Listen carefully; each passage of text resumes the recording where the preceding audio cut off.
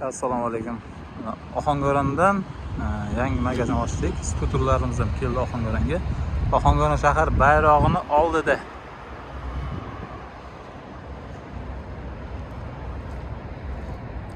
Narxlari ham qimmat emas.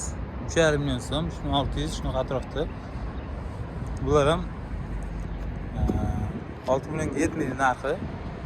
Bo'lib to'lashga ham chiqarib beramiz. Yana qarabkada bor, ular endi yig'ilyapti. Velosipedlar ham kelgan, velosipedlar yana kelish davom etyapti. Xudo xolsa, bu yoq ommabop tarafdan kelganda mana shu bayroqni tagida Temirot choyxonasining ro'parasida. Olamlar 16 razmer.